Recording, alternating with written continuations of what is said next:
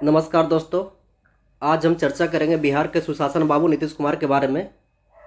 नीतीश कुमार जो बिहार के विकास पुरुष, जो बिहार को एक ऐसे स्थान पर लाकर छोड़े हैं, यहाँ से बिहार एक विकसित राज्य की ओर अग्रसर हो रही है। तो नीतीश कुमार जब सत्ता में आए थे या बिहार की राजनीतिक में आए थे तो इन्होंने बिहार को क्या क्या दिया और इनके लिए या इनके पद पर रहने हेतु बिहार में कितनी ज़रूरत थी, वो हम इस क्लास के माध्यम से जानेंगे। वो न सिर्फ बिहार को गर्त से लेकर के विकास की ऊंचाइयों तक पहुंचाए हैं, बल्कि उनकी नीति, साफ सुथरा आचरण और भ्रष्टाचार पर जीरो टॉलरेंस अपनाने वाले नीतीश कुमार आज राज्यसभा के सदस्य के नामांकन हेतु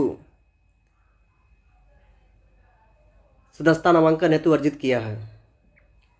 तो क्या अब मान सकते हैं हम कि बिहार के राजनीतिक में नीतीश कुमार का अंत होने जा रहा है? और इनका प्रभाव सिर्फ बिहार के राजनीतिक में ही नहीं, आप भारत के राजनीतिक में देखेंगे तो भारत के राजनीतिक के केंद्रीय बिंदु में भी नीतीश कुमार का महत्वपूर्ण बिंदु हो जाता है। तो देखिए, सुशासन और नीतियों की वास्तविकता, एक व्यापक नीतिगत और रणनीतिक अध्ययन, इनके बारे में हम लोग चर्चा करेंगे। देखिए, इनका जो शुरुआत हुआ था जेपी आंदोलन में देखेंगे तो या नीतीश कुमार हो या लालू यादव हो, इन्होंने न सिर्फ बिहार के भूमिगत आंदोलन को आधार मजबूत किया, बल्कि इस आंदोलन को राष्ट्रीय स्तर पर पहुंचाने में पूर्ण योगदान दिया। ठीक, इनकी शैक्षणिक योग्यता थी बिहार कॉलेज ऑफ इंजीनियरिंग से इंजीनियरिंग की पढ़ाई की है। राजनीतिक शुरुआत 1970 के दशक में जेपी आंदोलन के दौरान होती है। वैचारिक बदलाव 1990 के दशक में पहचान की राजनीतिक से हटकर विकास की राजनीतिक और सुशासन के मुख्य राजनीतिक हथियार अपनाया। देखिए, इस समय 1970 के दशक में 1990 के दशक में हो क्या रहा था, यहाँ पे आपको लालू यादव, नीतीश कुमार और रामविलास पासवान, तीनों जो बिहार के गद्दावर नेता रहे हैं, इन तीनों की पृष्ठभूमि देखी जा सकती थी।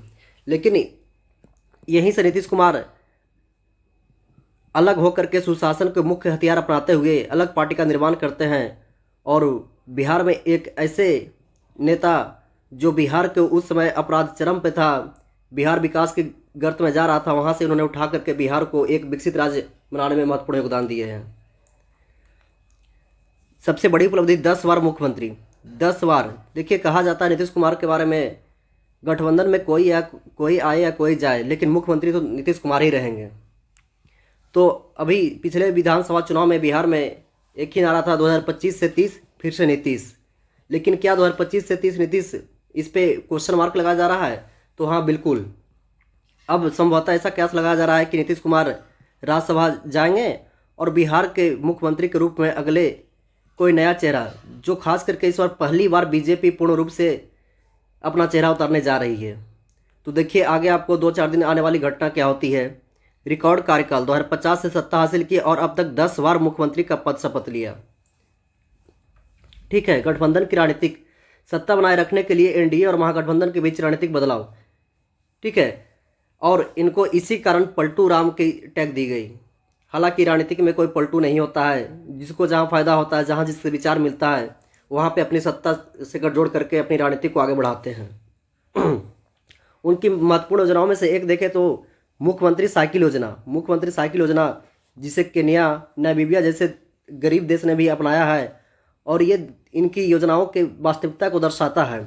और नीति आयोग ने भी बोला है कि जो नीतीश कुमार के मुख्यमंत्री बाल साइकिल योजना है, वो बिहार में शिक्षा के क्षेत्र में क्रांतिकारी पहल थी। ठीक है, योजना का लक्ष्य था 9वीं से 10वीं कक्षा पढ़ने वाली लड़कियों को साइकिल प्रदान करना। ठीक है, सीधे साइकिल देने के बजाय छात्रों को साइकिल खरीदने के लिए नगद राशि दी गई। वेरी इंपॉर्टेंट, ये आपको यहाँ से क्वेश्चन भी बन जाएगा अगर आप स्टेट पीसीएस की तैयारी कर रहे हैं तो।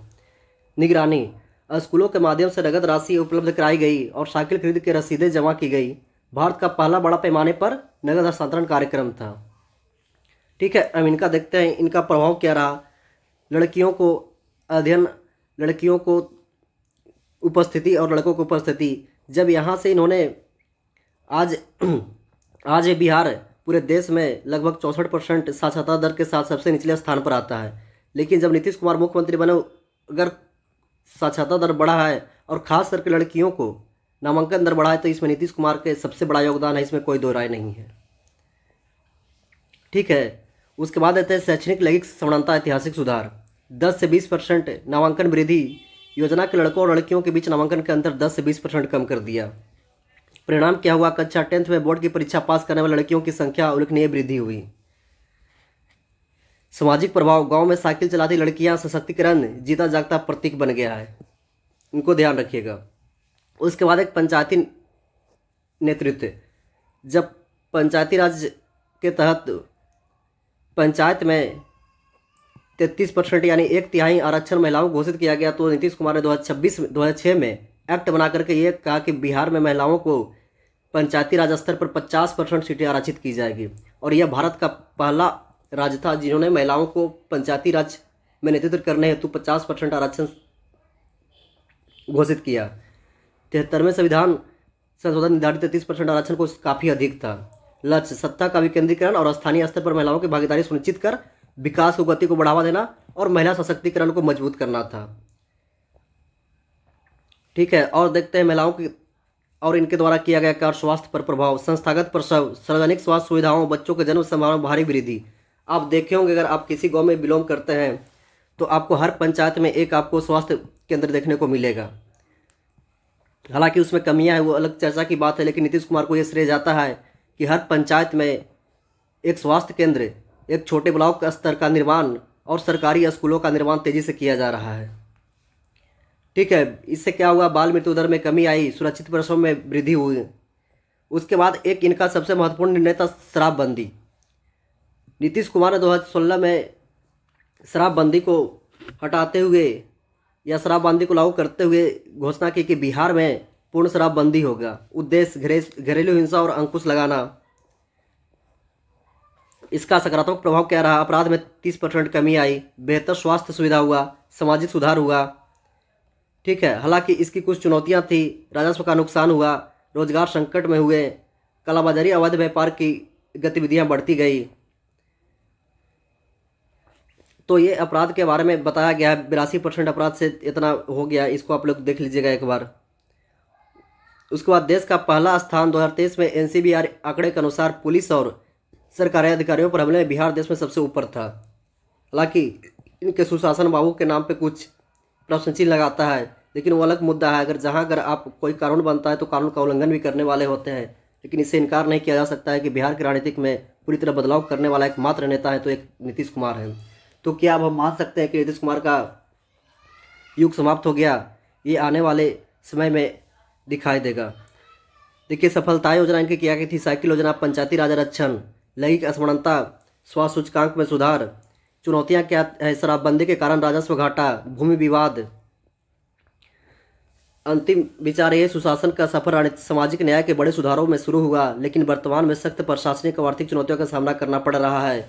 और अभी वर्तमान में जो इन्होंने राज्यसभा के सदस्य के लिए नामांकन किया, इससे अब स्पष्ट होता है कि नीतीश कुमार का बिहार में वो सुशासन बाबू का कार्यकाल देखने को नहीं मिलेगा। तो हमें इस बात की खेद है, और ख़ास करके युवाओं के लिए जो युवा बिहार में एग्ज़ाम की तैयारी करते हैं, अगर इतना दिया हुआ है तो नीतीश कुमार है। हालांकि उसमें कुछ कुछ कमियां हैं, वो अलग बात है, लेकिन आज भी अगर किसी प्रदेश में सरकारी नौकरियों के वैकेंसी में देखें तो बिहार आपको टॉप 5-6 राज्यों में दिख जाएगा। इतना अर्थव्यवस्था न होने के बावजूद भी अगर आज भी बिहार में राजनीतिक देखिएगा तो जाति से हट करके सुशासन, विकास और रोजगार पे टिका हुआ है। आज पिछले विधानसभा चुनाव देख लीजिए आप, तो ये नीतीश कुमार का ही दिया हुआ है। तो हम एक युग के अंत मान सकते हैं बिहार के मुख्यमंत्री के कार्यकाल में। हम उनके राजनीतिक जीवन के बारे में और डिटेल से चर्चा करेंगे। आप लोग इस वीडियो को ज़्यादा से ज़्यादा शेयर कीजिए। बहुत बहुत धन्यवाद।